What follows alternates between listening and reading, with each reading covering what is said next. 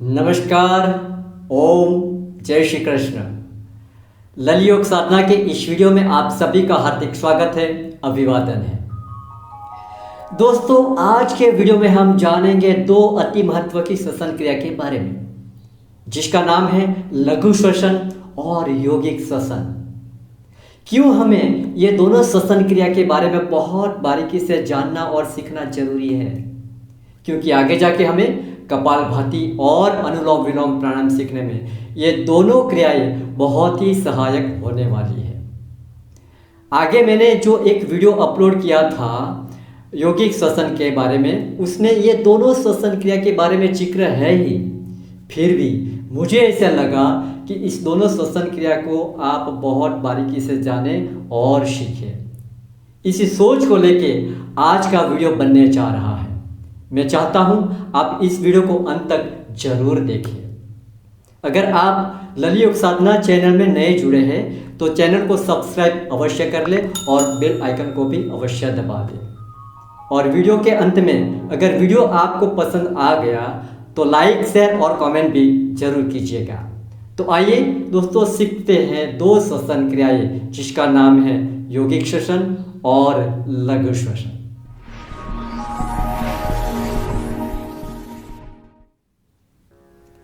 तो पहली श्वसन क्रिया हम सीखेंगे लघु श्वसन। उसमें कौन सी विधि है, इसमें सांसों की अवनगमन कैसे रहती है, आप बहुत ही बारीकी से उसको समझ ले, सीख ले। माइक्रो ऑब्जर्वर बन के, सूक्ष्म निरीक्षक बन के आप इस विधि को देखें, समझे और सीखें। तो आइए दोस्तों, मैं आपको बताता हूं कि इसमें कौन सी विधि रहती है।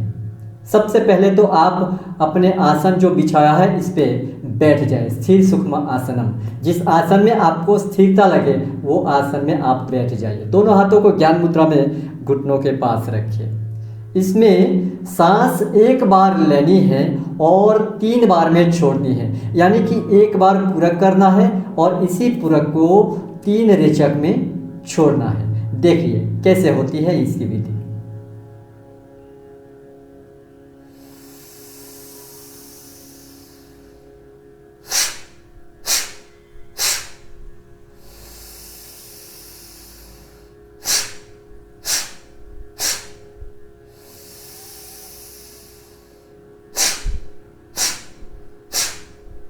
आपने देखा होगा कि इसमें एक बार सांस लेनी है, उसी सांस को 3 बार में छोड़नी है। वो भी आप फोर्सफुली छोड़े, धक्का देकर छोड़े। एक बार सांस लेना, 3 बार छोड़ना। ऐसी ही दूसरी क्रिया है, एक बार लेना और 2 बार छोड़ना, यानी कि एक बार पूरक करना, उसी पूरक को 2 बार में रेचक करना है। ये भी आप देख लीजिए।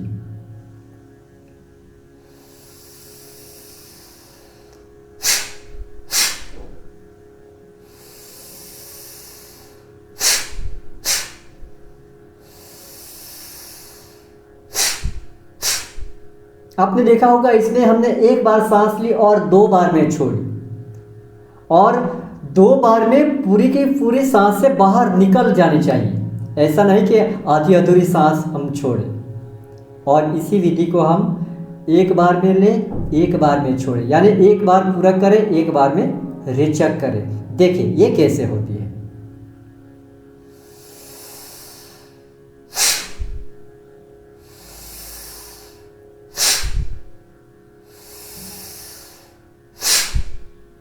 तो यहाँ हमने 3 विधि में देखा, एक बार पूरक की, 3 बार रेचक की, एक बार पूरक की, 2 बार रेचक की, एक बार पूरक की, 1 बार रेचक की। यानी कि एक बार सांस ली, उसको 3 बार छोड़ा, इसको 2 बार छोड़ा, इसको 1 बार में छोड़ा।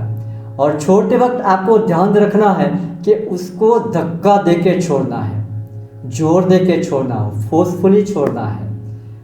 कहीं छाती में सांस रहने जाए, पूरी सांस को छोड़ देनी है।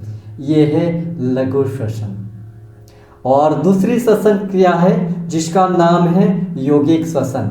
बहुत ही इम्पोर्टेंस और बहुत मायने रखने वाली क्रिया है, क्योंकि सभी जो आगे हम क्रियाएं सीखेंगे, आगे जो भी आसन हम सीखेंगे, जो भी हम प्राणायाम सीखेंगे, इस सभी क्रिया में, सभी प्राणायाम में, सभी आसन में कहीं ना कहीं यौगिक श्वसन को हमें जोड़नी है। इसीलिए इस विधि को आप बहुत बारीकी से समझ लें और सीख लें। देखो इसमें क्या होता है, पहले तो आप थियरिकल उसको समझ लें, सैद्धांतिक रूप में आप उसको समझ लें। देखो पूरा करना है हमें और रेचक भी करना है हमें। जब हम पूरा करते हैं ना तो पेट में सांस भरनी है और बाद में छाती में सांस भरनी है। ये क्रिया कैसे होती है, जब हम सांस लेने की शुरुआत करती है तो धीरे धीरे हमारा पेट बाहर निकलता है, यानी कि पेट में सांस जाती है और धीरे धीरे सांस ऊपर जाती हुई छाती भी हमारी फूलती है। तो इस विधि में पहले पेट में सांस भरे, धीरे धीरे छाती में सांस भरे, ये हो गया पूरक। और रेचक कैसे करें, तो पहले छाती से सांस को बाहर निकाले और धीरे धीरे पेट से सांस को बाहर निकाले, ये है रेचक की क्रिया।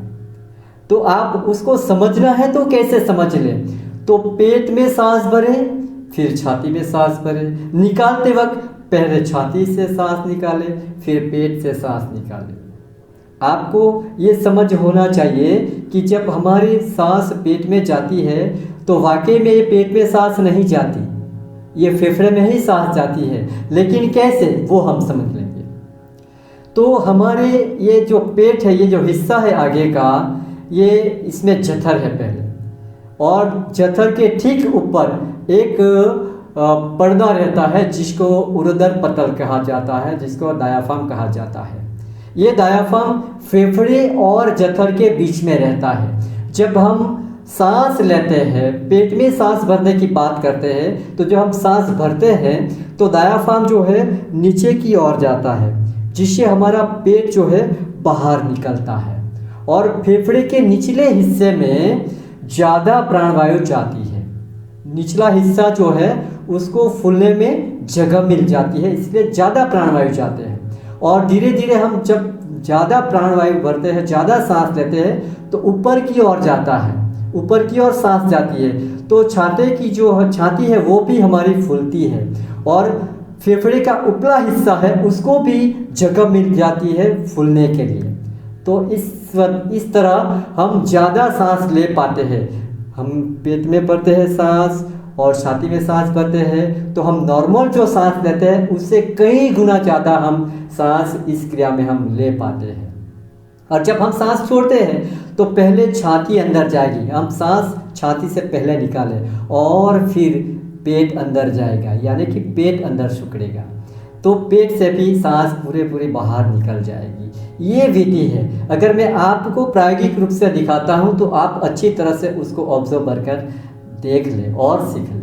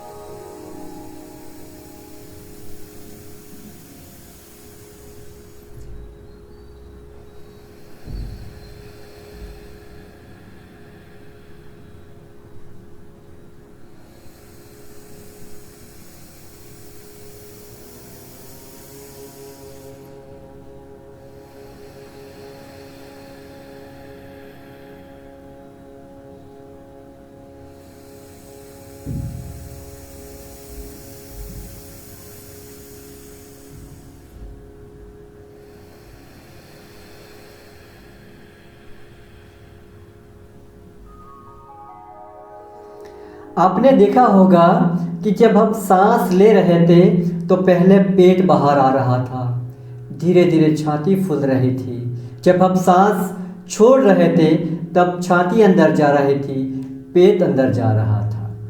तो ये विधि है यौगिक श्वसन की। तो आप भी इस विधि को करते रहें और बार बार करें, हर रोज करें, सुबह शाम करें, जब भी आपको याद आए तब ये क्रिया करें। क्योंकि ये विधि यहाँ तक हमें साधना करनी है, यहाँ तक हमें प्रैक्टिस करनी के है कि जो हम नॉर्मल श्वसन क्रिया ले रहे हैं उसमें भी ये क्रिया, योगिक श्वसन क्रिया जुड़ जाए। तो यहाँ हमने बहुत बारीकी से ये श्वसन क्रिया सीखी है। मैं चाहता हूँ आप इसकी साधना अवश्य करें। इस विधि करते वक्त आपको समय का भी ख्याल रखना है। अगर आप पूरा कर रहे हो तो 5 से 10 सेकंड का समय रखें और उतनी ही समय में आपको सांस को छोड़ने यानी कि रेचक भी करना है। ब्रीथ इन और ब्रीथ आउट का समय एक समान रखें। 5 सेकंड से ज़्यादा समय लें, उसमें 10 सेकंड रख सकते हो आप, 12 सेकंड रख सकते हो, 15 सेकंड तक रख सकते हो आप। लेकिन आपको ये याद रखना है कि जितने समय में आपने इनहेल किया इतने ही समय में आपको एक्सहेल भी करना है। तो ये विधि है योगिक श्वसन की। तो यहाँ हम वीडियो की समाप्ति करते हैं। आप सभी खुश रहे, आनंद में रहे, सलामत रहे, सावधान रहे। जय हिंद, जय भारत।